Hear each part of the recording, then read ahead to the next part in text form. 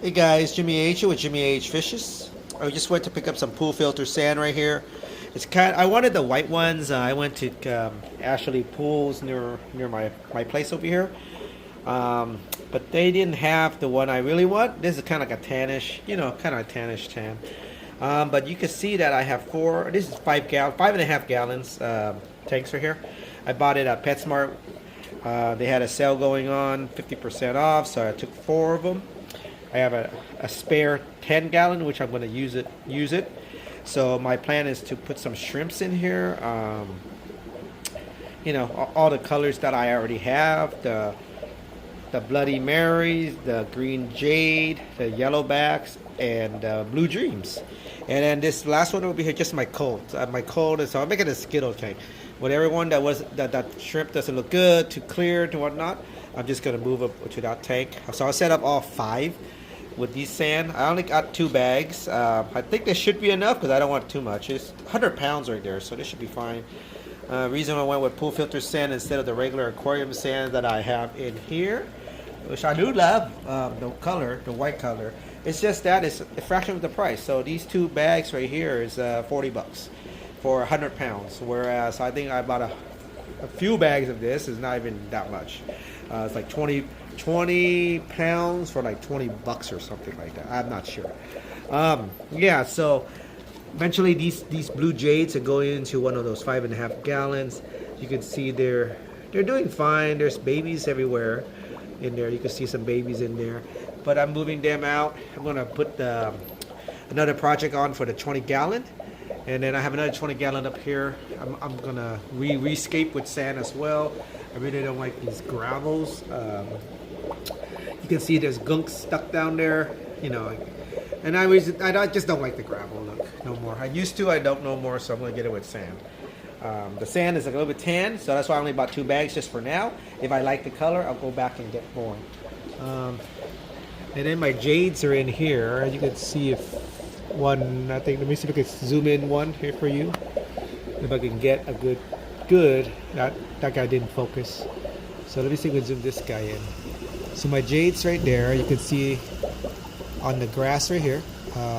Yeah, so eventually I'm gonna move them on to the individual tanks, and then hopefully they can breed for me. This is a 10-gallon tank right here, so a little bit of spring project for me. We'll see how it goes, but as of right now, yeah, that's what I'm gonna do. So it's actually in the shelf right here. So I have my rack system right here. Those are the 4s right there, and then just a Skittle cold tank. That's it. All right, guys. Yeah, so more videos to come. I'm gonna set it all up. I might do a video while I'm cleaning the sand itself. I heard that pool filter sand, you don't really need to clean too much. Maybe a couple of rinse and you should be good, unlike the play sand and whatnot at Home Depot and Lowe's. So we'll see. I will put them in, and then I will set it up. Instant, because I have 4 filters that I already have seasoned. So basically it'll be instant, but I'm not going to add the shrimp instantly because I don't have a lot of the shrimps. I might grab a few of the blue dreams because I do have a big colony of them in this 20 gallon here. But other than that, I'm going to take my time setting it all up. All right, guys. Until the next video, thanks for watching. All right, guys, I just opened the bag, pour a little bit of the sand out. So as you can see, it's on the tan end. It's not really white like the way I like it, like my other tanks. Natural sand color, it's fine. It's just for my shrimp tanks and maybe a few other tanks, but I wish it was a little bit lighter. That's why I only bought 2 bags, just to make sure I really like it. But as far as the sand itself, it's supposedly I don't need to rinse it that much. So I'm gonna try to see how many rinse I need in here, and see if it's gonna be dirty or dusty or anything. Let me see. I'm gonna do it with one hand. I will. If not, I'm gonna have to pause the video. But I'm just gonna fill it up and see if there's any dust. I mean, you can see it's really not that bad actually. Water's still pretty clear. Let me see if I can use my hand a little bit, or look it down here, just to get the dust particles out. It's not really too concerned, but let's see. Getting a little bit cloudy. But then again, I can expect a little bit of cloudiness That's why I am doing it. Some people just pour straight into the tank, but I like to kind of clean my sand beforehand. So let's see. Use my hand a little bit here. It's hard to do with one hand. I really need a tripod here when I do videos. Probably should order one. But right now, yeah. So as you can see, the water is not dirty. It's just cloudy and brown. Probably have to do it a few times, and then I'm gonna come back and then show you guys what it looks like. But yeah, so let me finish it up, and then I'm gonna see what it looks like. I'll pause the video real quick. All right, guys. So I rinsed it like 3 times. Still, it's kind of cloudy, so I just figure I'm too lazy to stir it up from my hand. I'm just gonna put the hose in there, let it overflow until the water is clear. Then I know the sand is good.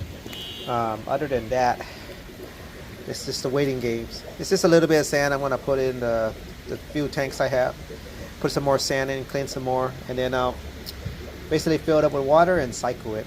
I'll show you guys. I'll show you guys once the tanks are all filled with sand and hopefully water, and then put my cycle media sponge in there, and then go from there. But yeah, I'm just gonna let this overflow a little bit, and then just go from there.